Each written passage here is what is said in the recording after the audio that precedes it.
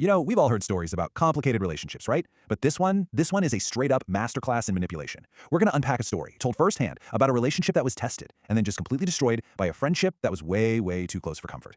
It's a deep dive into blurred lines, broken trust, and the pretty shocking fallout that comes after.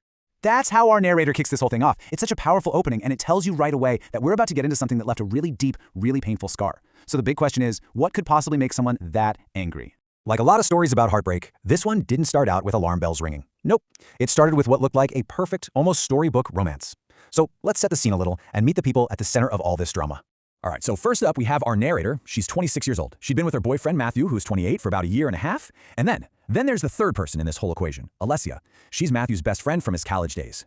So right from the jump, Matthew frames his friendship with Alessia in these very specific, very reassuring terms. Oh, she's like a sister to me. We've never crossed any lines. And the big one, you have absolutely nothing to worry about. And our narrator, wanting to be the cool, understanding girlfriend, she took him at his word. But yeah, it wasn't long before that whole nothing to worry about story started to come apart at the seams. A bunch of things started happening that felt a lot less like a sibling bond and a lot more like a giant flashing collection of red flags. And these issues, they started small, but they escalated really, really fast. We're talking phone calls from Alessia at 2 a.m. just because she was bored.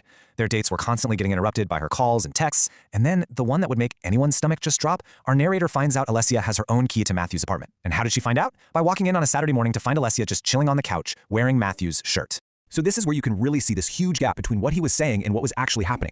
On one side, you've got Matthew's constant promises. She's like a sister. It's just a friendship. And on the other side, you have these actions that would make pretty much any partner extremely uncomfortable. That disconnect was getting impossible to ignore. And whenever our narrator tried to bring up her completely valid feelings about all this was Matthew's go-to response. Every single time. Instead of even trying to address the boundary issues, he just flipped it back on her, basically weaponizing her own feelings and calling her insecure. This constant dismissal of her feelings is a classic textbook example of gaslighting. By always telling her she was insecure or overreacting, Matthew was trying to make her doubt her own reality, her own gut feelings. Think about that for a second. He wasn't just defending his friendship, he was actively trying to tear down her perception of things just to stay in control. So all of this tension that had been simmering just under the surface, well, it finally boiled over on one very specific, very important day, the narrator's birthday. This was the moment that absolutely changed everything. Okay, just imagine this for a second. It's your birthday. You're all dressed up, getting ready for this special dinner your boyfriend has been talking about for weeks. And then, just an hour and 15 minutes before he's supposed to pick you up, you get this text. He's canceling. And why? Because Alessia needed him. Completely heartbroken, the narrator ends up going to the restaurant by herself, sitting at a table set for two.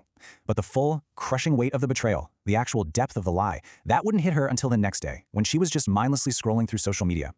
And there it was, right there on Instagram for everyone to see. Alessia had posted a picture of her and Matthew smiling at some fancy restaurant with a caption celebrating their amazing friendship. But it was the little detail that blew the whole lie wide open. The necklace Alessia was wearing. It was the exact same one Matthew had told the narrator was sold out when she'd mentioned wanting it for her own birthday. So she's heartbroken, she's furious, and she feels totally alone in this whole nightmare. But that's when someone from inside Matthew's own world reached out, and they had a totally different perspective to offer. So Matthew's friend Russell gets in touch with her. Apparently, Matthew had been spinning this story to their friend group that the narrator was just being jealous again, but something about it just didn't sit right with Russell. He had a feeling there was more to it, and he suggested that he'd seen this kind of thing from Matthew before. When they finally met up to talk, Russell just laid out this devastating, repeating pattern of behavior. He explained that Matthew had done the exact same thing with at least 2 other girlfriends. It's a 6-step cycle. 1, he starts dating someone new. 2, he keeps Alessia super, super close. 3, the new girlfriend gets uncomfortable and he calls her insecure. 4, she gets fed up and leaves. 5, he and Alessia get even closer, sometimes physically. And then, step 6, he finds a new girlfriend, and the whole toxic cycle starts all over again.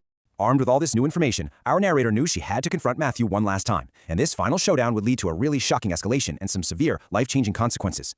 So during this final confrontation, Matthew actually admitted to some of it, but, and this is so typical of him, he kept downplaying everything and blaming her jealousy. So when she finally, for good, ended the relationship, he just couldn't handle it. He left with this unbelievable parting shot. Call me when you're ready to be reasonable. A little while later, the narrator actually started dating Russell, the friend who told her the truth in the first place. But when Matthew found out about them, his behavior took a really dark and aggressive turn. His reaction was honestly terrifying. He showed up at her apartment late one night, screaming and literally forcing his way inside. A few days after that, he followed the new couple and physically attacked Russell in a parking garage. He threw the first punch and started a huge fight that security had to break up. This violent outburst didn't just end a few friendships, it led directly to this number. 2. The fallout for him was massive. Legally, Matthew ended up facing 2 separate criminal charges, one for assault and another for criminal mischief. On top of that, the narrator got a restraining order against him. And socially, well, his aggressive behavior and all the lies that came before it, it cost him the support of a lot of his friends. And in a final, kind of horribly perfect, symbolic twist, the narrator later found out that the birthday earrings Matthew claimed he'd bought for her, he eventually gave them to Alessia. This quote just sums it all up perfectly. It was her final realization. In their entire relationship, nothing was ever really for her. This whole story really forces you to ask a tough question, one that applies to so many situations. It's a story about boundaries, about honesty, and about respect, and it really leaves you wondering, in any relationship, where exactly do you draw the line between a close friendship and a profound betrayal?